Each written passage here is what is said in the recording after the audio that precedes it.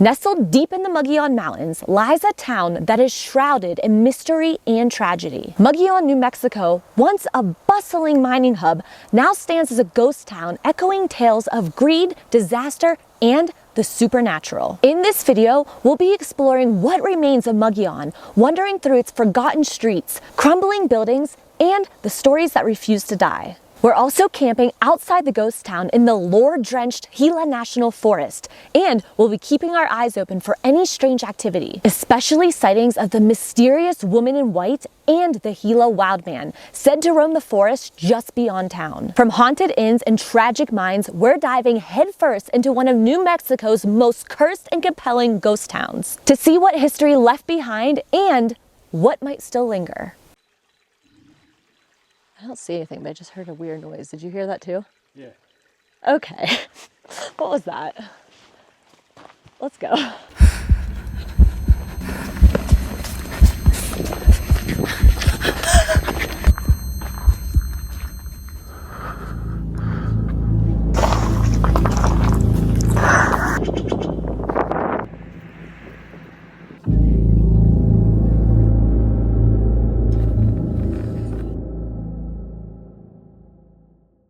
If you're a fan of legends and lore and all things outdoor adventure travel, tap that like button and summon a subscription. More mysteries await.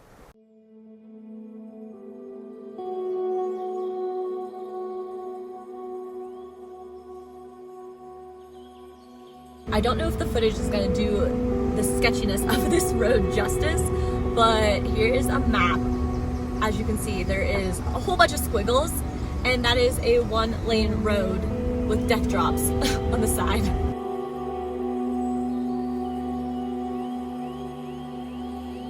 My palms are so sweaty right now. Around every bend, I'm just like, please, praying that there's not a car coming at us. Oh, shit! Oh, I just caught that on camera.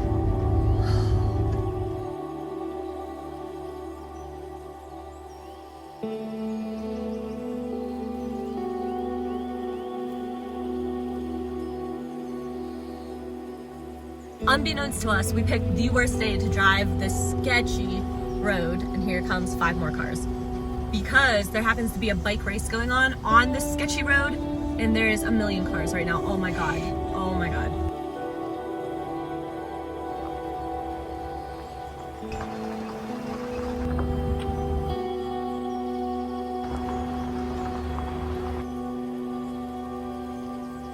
Well, the pavement just ended and we still have 18 more miles to our chosen camping spot. We might reevaluate that. Like if we find a closer camping spot, then we're gonna take it, because I don't know how much my heart can handle 18 more miles on this road, especially now that it turned to dirt. And there's so many low-hanging trees. If we had a bigger rig, we would not be able to make it up here at all.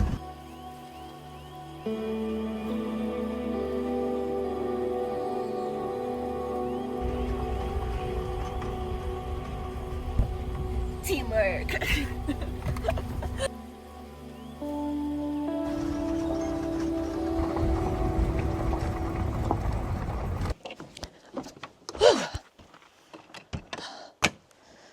Got camp all set up, and after that insanely stressful drive, I need coffee. I'm exhausted. Last episode, we made camp pizza with our friends' outdoor camping pizza oven. So yeah, I figured now I'll make some coffee, because this is something that I literally make all the time. And I got my vessel pour over coffee kit. Yeah, it's pretty cool. But first up is the vessel coffee grinder. Yeah, this thing's awesome. Scoop in the beans. Snap this top back on, and then this thingy becomes a little handle that you turn to grind the coffee beans. Making the coffee. Tell me what's better than the smell of ground coffee and mountain air. I think it's done. All right. Kind of pricey, but in my opinion, totally worth it, because it's all I use to make my coffee. and it works like a charm. Cool. Now I got my coffee ready. So now I gotta get my water ready. And then this is the 3-piece pour over kit. You got 1 cup. You got 2 cups. This one has a lid. And then you got, put this inside here. And then this, and then you pour it. I'll show you in a bit after I get my water.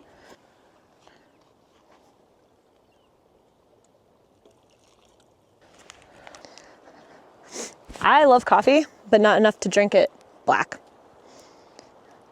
It hurts my stomach, it's too acidic. Pour over camp coffee. Yeah, that's good. It's bringing me back to life. Let's go take a tour of this little campground. I'm gonna show you it because it's amazing. And because we almost died driving here, so. I'm being dramatic, we didn't almost die, but it was so scary. All right, welcome to our campsite. This is called the Ben Lilly Campground in the Gila National Forest. And man, when I say it is out there, it is out there. Here is our lovely fire pit. And these nice stump stools came with it. We have our solar panel. This is where I'm gonna shower. You're probably wondering how the hell are you gonna shower? That's very shallow. I'll show you. It's nice because we also have a water filter. So if we run out of water, we could filter that into our giant 7-gallon jug, though I don't think we're gonna use all 7 gallons. But yeah, this is beautiful. And then there's a bunch of other sites spread out over here. We have it all to ourselves. There's no one here and it's a weekend. So I'm shocked, but also kind of not shocked because it's sketchy as all hell to get here. This campground's only for like tenters and smaller camping vehicles, like a pickup truck camper, like Lil Squatch. And again, if you see my last video, you know we have a portable PETT pet toilet, and I love to poo with a view. However, I don't necessarily love packing it out, packing the poo bags out, aka wag bags. So this is super handy that we have freaking bathrooms at this site. Like what? It's crazy. Why is it crazy? Because this is free. This is a free National Forest campground. Like I said, it's not as pretty as our poo with a view in the last video, but it's much more convenient for me because I don't have to clean it up. Here we have our lovely info board. It tells us all about our neighbors: black bear, cougar, coyote, bobkitty. We already know because we always camp in places like this, but if you don't, it's good to know. And then there's some sites down that way, and then we took the site over on this side to the left. If you're in a small rig and it's medium to high clearance, this is a great campground, especially if you don't mind scary roads. There's another way to get here, but it's way further away from Mogollon from the ghost town. So if you just want to camp, you can come in from Reserve, New Mexico. But if you want to explore the cursed ghost town, the way we came is the fastest.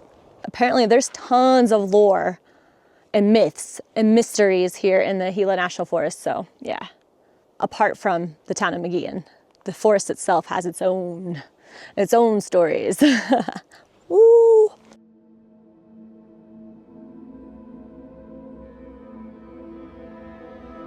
Did you know there's another legend tied to this area that doesn't come from the town of Mogollon, but from the forest just beyond it, the same forest that we're camping in? They apparently call him the Gila Wild Man, and people have been seeing him for over hundreds of years. A towering, hair-covered figure roaming deep in the canyons, always silent, always watching. Some say he's just a Bigfoot-like creature, but others think he's different. Something more feral, more human-like. One hunter back in the 70s said he was out tracking elk in Turkey Feather Pass, just southeast of here, when he started hearing footsteps that weren't his own. He'd stop, they'd stop. He'd walk, they'd walk. But there was no one ever there. Until he found the tree. It had 4 huge claw marks dragged down its bark. It was too high to be a bear and too wide to be a cougar. And underneath it, a half-eaten rabbit, still warm. And he never went back. There's another story from a hiker who swore he saw a figure crouching on a rock shelf near Whitewater Baldy. 7, maybe 8 feet tall, and it stood up, turned towards him, and just watched. Not curious, not scared, just still. He said the stare hit him like a punch. He turned and ran and didn't even stop for his pack. People have heard whistling late at night echoing through the trees. Not birds, not wind, just the slow, deliberate whistle, almost like it's calling something. And then there are the rock throws. Campers report hearing rocks banging against trees all around their tents. And that's the part that always gets me. It's like it's not trying to hide. It's like he wants you to know he's there. And when you're out here, really out here in the dark and quiet, you start to wonder, is he watching me? And how long has he been watching?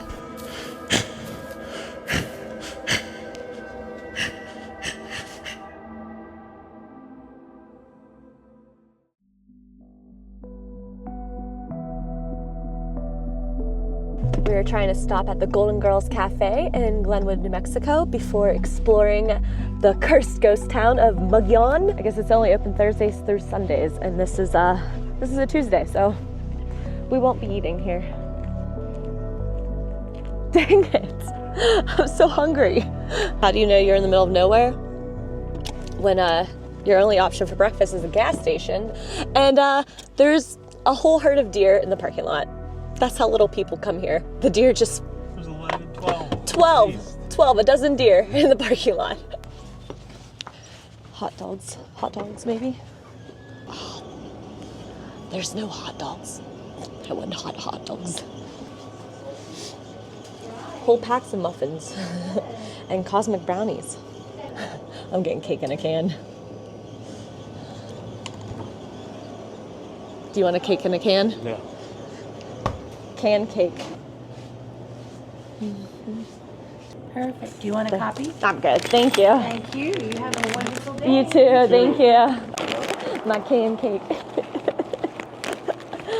I'm excited to try it.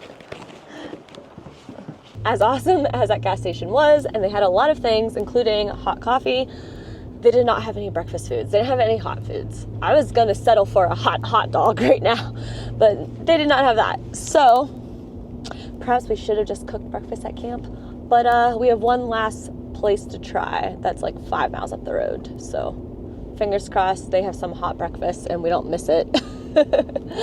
Woo! All right, so the Alma Grill seems to be open. So finally we can get some hot breakfast before heading up to the ghost town. Right here. They have the fire restrictions on here too. I know what I'm getting. Huevos rancheros, 2 eggs, any style, served on corn tortillas, smothered in our signature green chili sausage sauce. A hot mint tea. Oh yeah, that's perfect for this cold morning.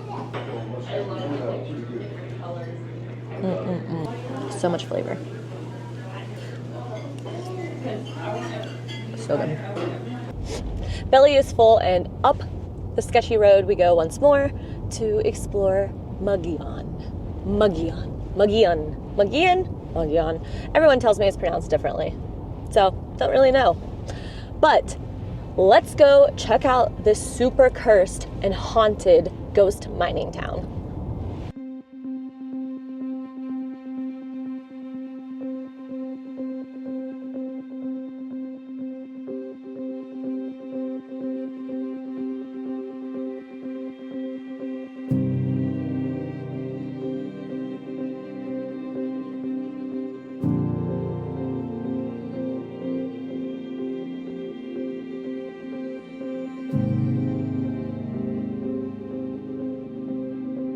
If you were standing here in the 1890s, Mogollon would have been alive with noise. The clanging of hammers, the grind of wagons, drunken bellows pouring from the saloons. Silver had been found in the mountains, and the town practically exploded overnight.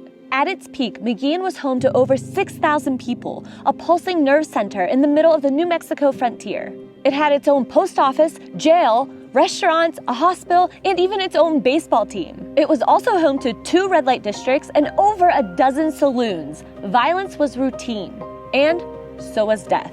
Mogollon sat on riches, but it was never built on stability. It was built on speed, vice, and desperation. From the very beginning, it felt like the town was cursed to burn through everything: money, men, and even itself. It didn't take long for nature, tragedy, and violence to begin clawing back what had been built.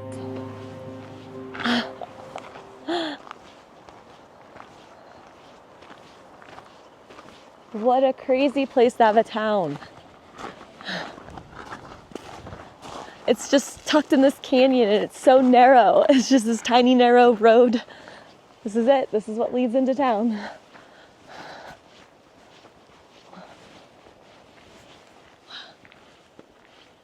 It's so quiet.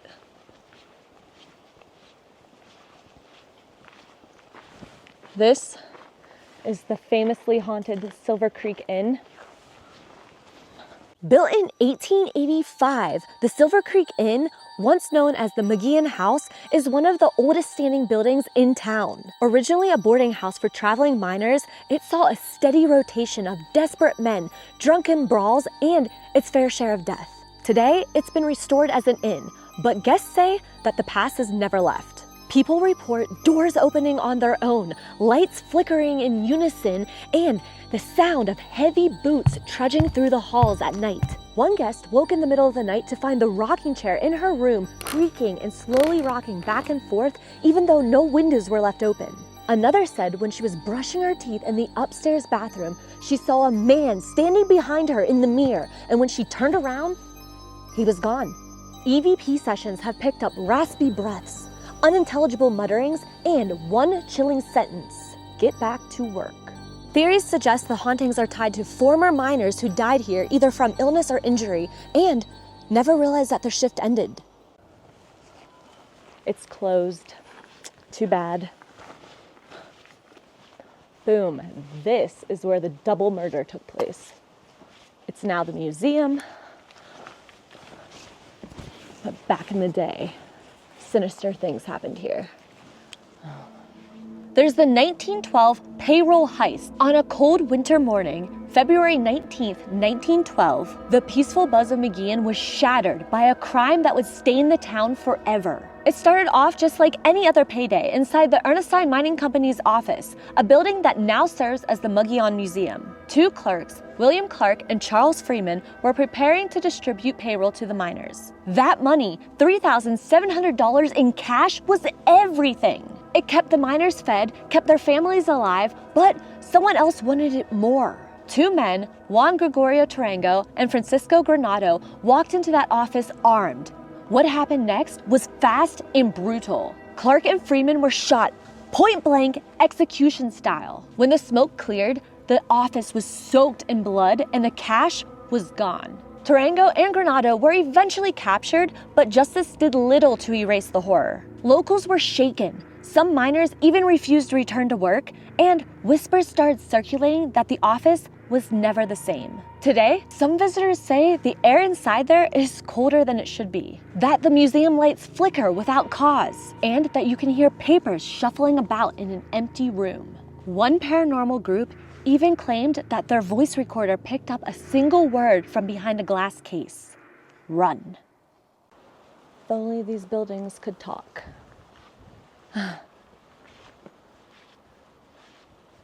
There's like a little door back there that leads into the side of the cliff. It's locked, so I can't go explore it. Ooh, and this must be the Blood River. Thankfully, it's not raging right now. Don't gotta worry about getting swept away in a flash flood. Obviously, this has all been built up since back in the 1800s. But it's crazy because, like, you can see how narrow this canyon is. So yeah, if this floods, flash flood definitely can be dangerous. It's so dry now. It's currently in a stage 2 fire restriction, which means it's like red flag warnings and all of that, because the fire danger right now is very high. Don't gotta worry about the floods because it's so dry, but the wildfires that also ravage this town, that's a concern currently.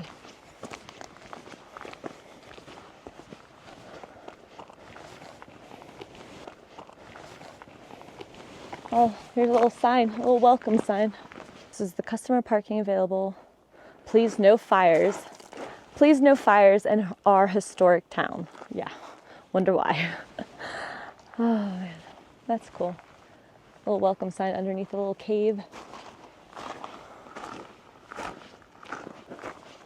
Some more remnants of mining equipment. Mining equipment remnants. Look at this.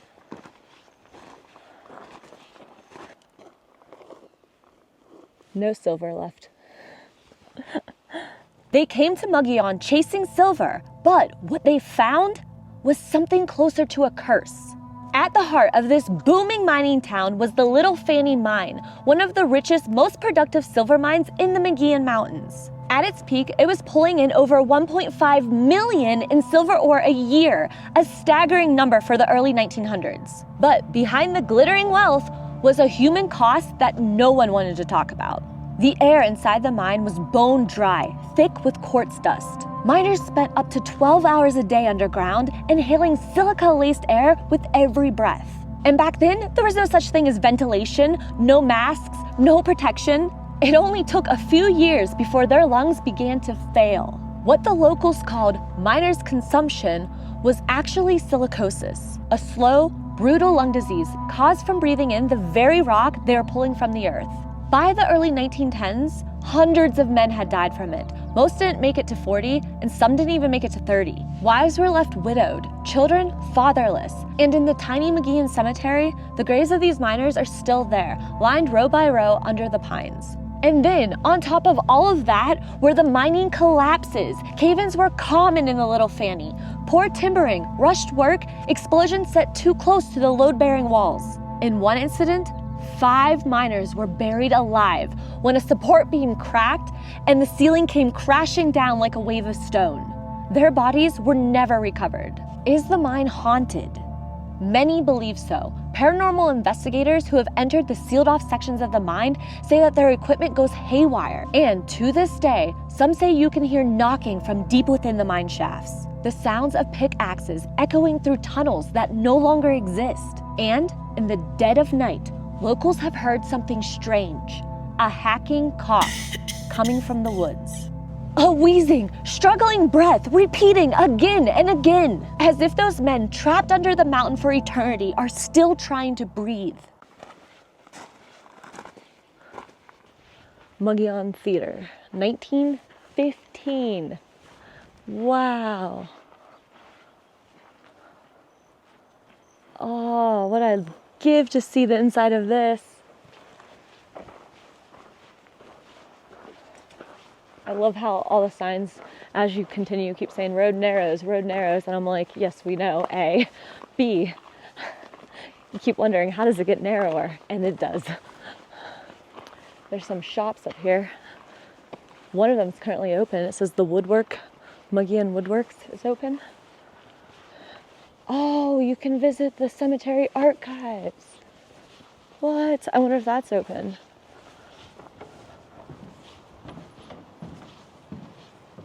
Such a cute looking cafe.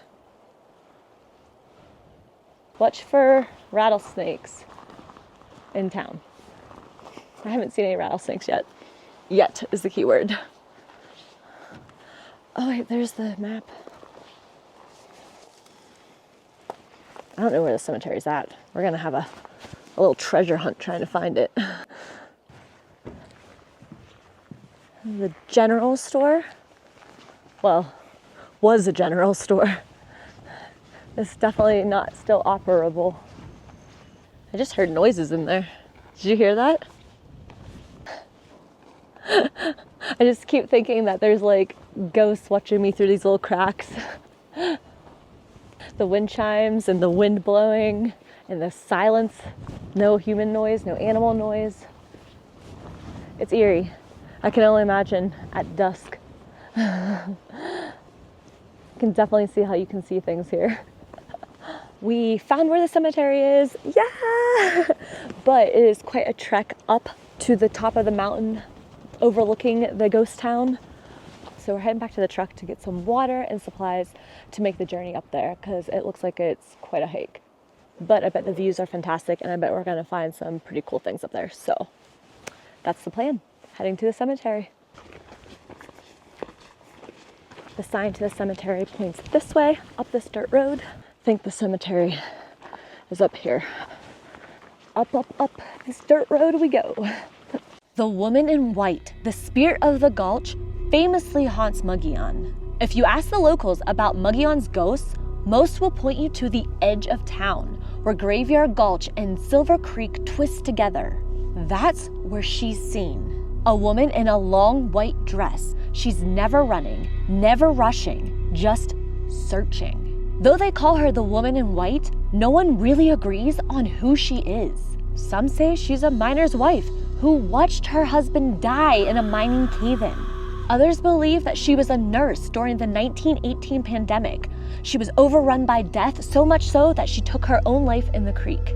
But what everyone does agree on is that she's not just a shadow, and she's real enough to feel. Multiple witnesses report nausea, chills, and unexplainable grief when she is near. Some say they've heard her whispering names, only to find out later that the name she whispered belonged to someone long gone buried in the cemetery up on the hill. Some even claim that she leads them off trail, deeper into the gulch, and then vanishes. One hiker, alone at sunset, said she heard something that still gives her chills. A soft, trembling voice asking, "Have you seen him?" This is a good view of the town. As we hike above it to the cemetery, you have this great view. All right, let's continue up. See a bunch of like stone fixtures on the cliffside. I wonder if those are old foundations from the settlers and the miners way back in the 1900s, early 1900s. Is this a mining entrance? Oh, it is. Holy shit.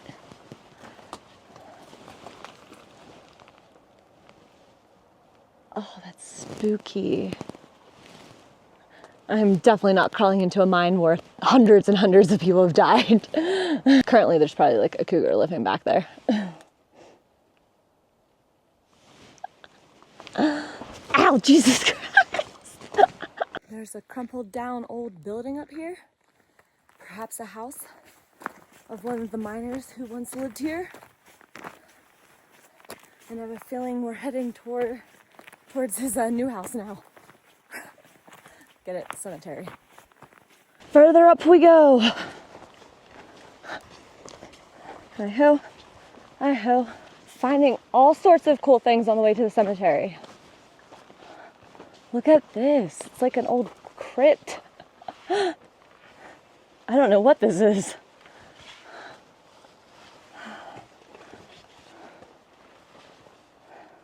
Oh, this definitely looks like a nice snake pit, though. Wow. I really have no idea what that is.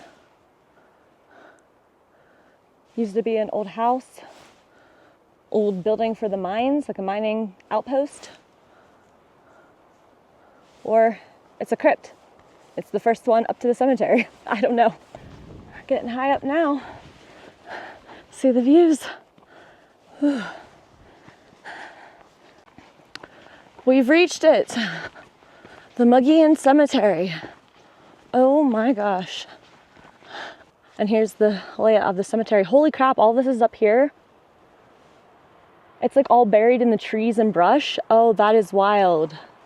Let's go check it out.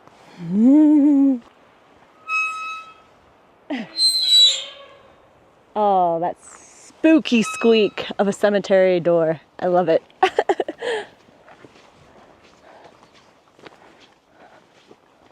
1908. Wow.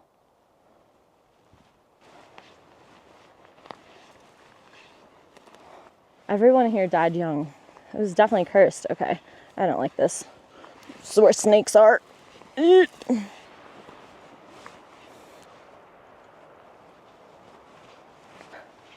It's so new and so black.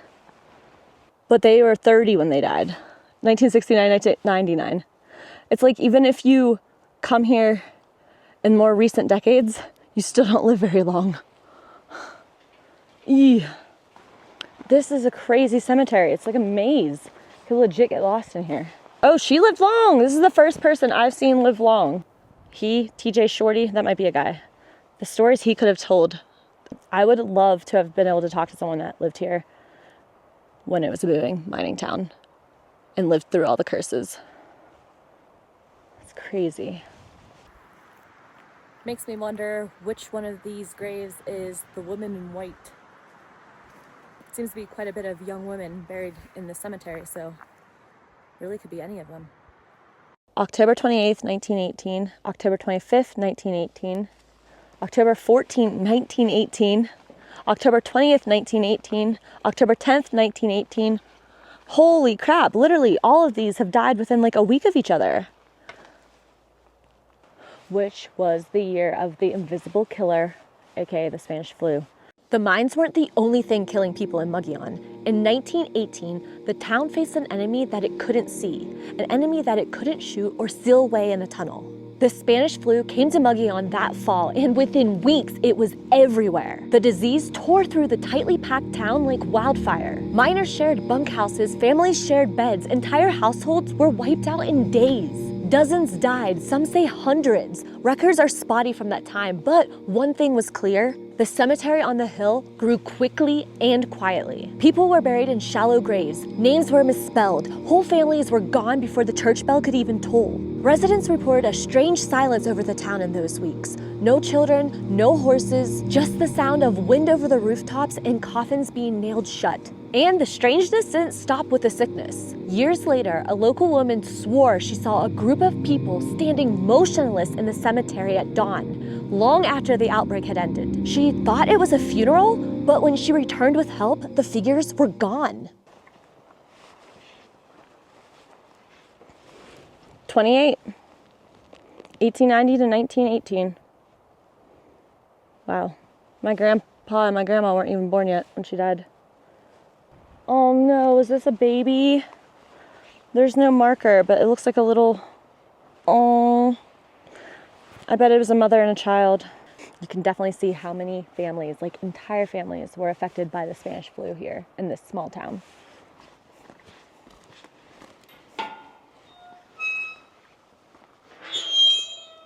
Now we're gonna switch it up and do something super fun. 30 minutes down the road from the ghost town of Mogollon is an amazing hike through Whitewater Canyon. It's called the Catwalk because, well, you hike on a catwalk above the creek through the canyon. It's beautiful and it's just an amazing thing to do if you're in this area. And it also has ties to mining, as they used to mine for silver and gold in that canyon as well. And it's, again, super close to the ghost town and worth checking out if you're in this area. So we're gonna explore that before heading back to Mogollon to check out the ghosts and the spooky vibes in the evening. Let's go.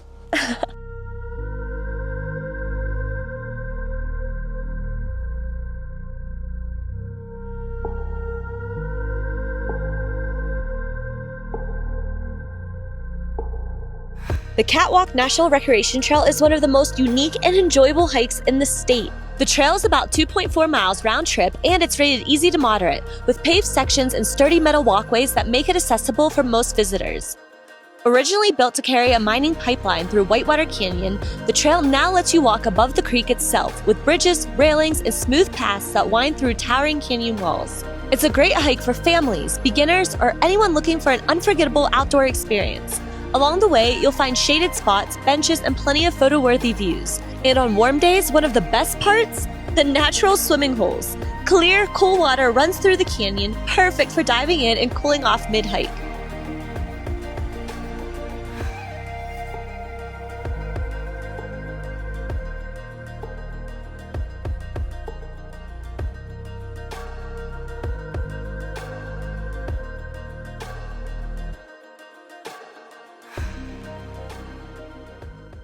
Oh, and we're not even close to being finished. There's also the Bandit of the Stagecoach Trail. In the early 1870s, before the town even had its name, Mogollon's remote location made it a prime target for bandits. Between 1872 and 1873, a single man robbed the Silver City to Mogollon Stagecoach an astonishing 23 times. He struck in the same canyon, at the same bend, never wore a mask, and no one could ever catch him.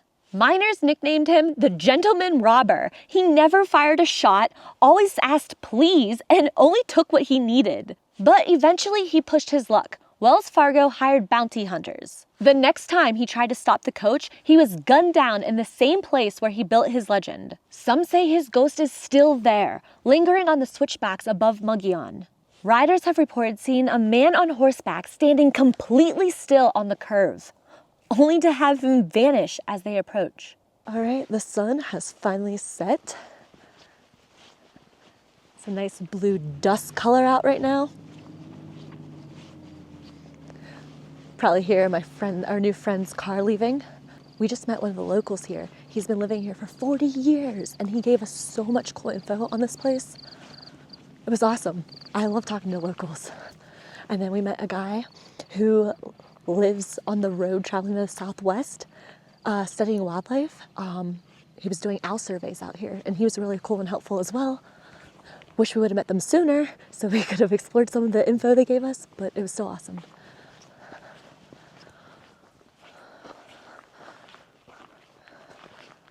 Is that a mirror reflecting? That was creepy. That actually startled me. Looks like a mirror. Oh, you can see inside now. Ew, I got chills. Why? Probably because I shouldn't be looking in there. Does someone live there? It's just an inn, right?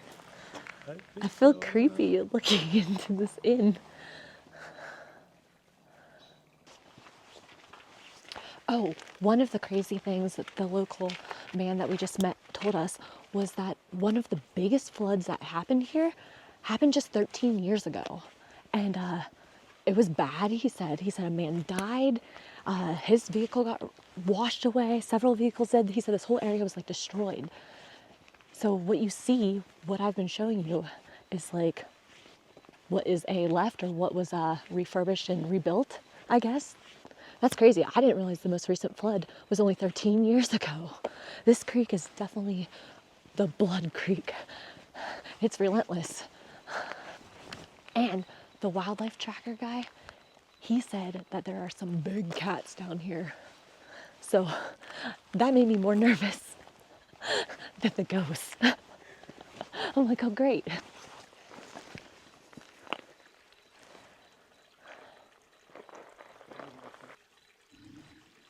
I don't see anything, but I just heard a weird noise. Did you hear that too? Yeah.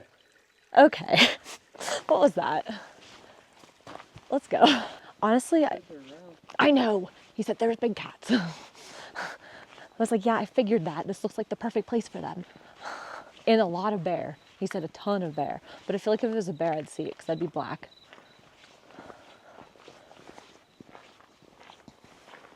I don't think we're going to see any ghosts anyways because we can't get into the buildings. We can't get into the mines. The only one that I could potentially see us getting a glimpse of is the woman in white. But I am officially spooked from whatever that noise just was. And I'm definitely walking faster out of here. I keep looking into the doorways that are built into the mountainside.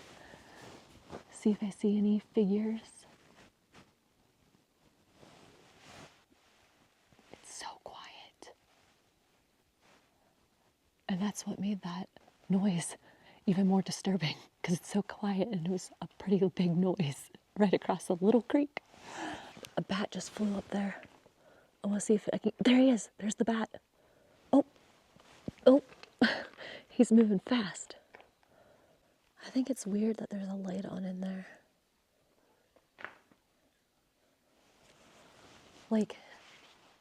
No one's there.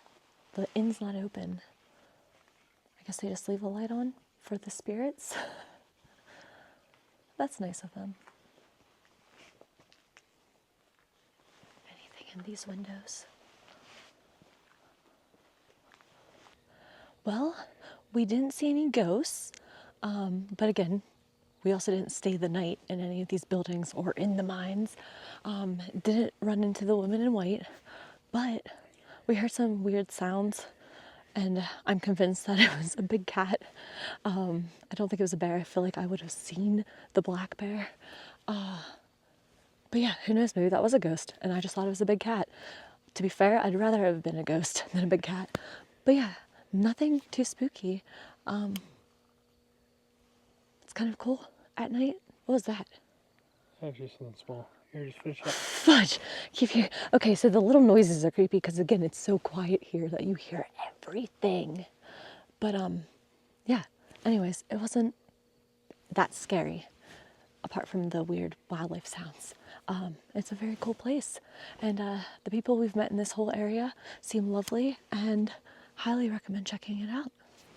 It's definitely tragic, definitely has tons of crazy stories, so I don't doubt that it's haunted. I believe that it's definitely haunted.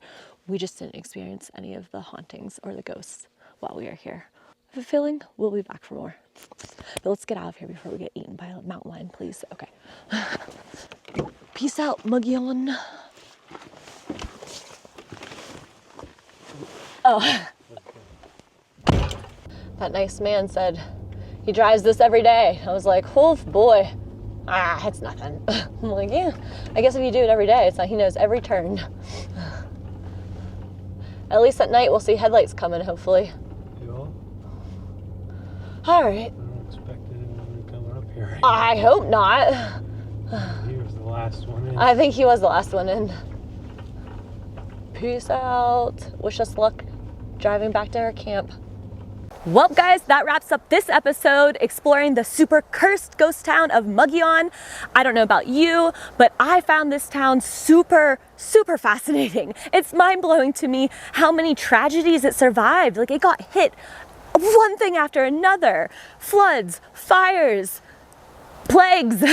I mean, mining collapses, you name it. It's been through so much, yet it's still hanging on by a thread, but it's still hanging on. There's some cool businesses, a cool cafe, and yeah, just fascinating history to explore, and I highly recommend going there. And now that you know these spooky tales and the history, maybe it'll be more interesting to you. So, as always, guys, happy exploring! Don't forget to like, share, subscribe, and stay tuned for more things mysterious, monstrous, mythical as we adventure all across the country.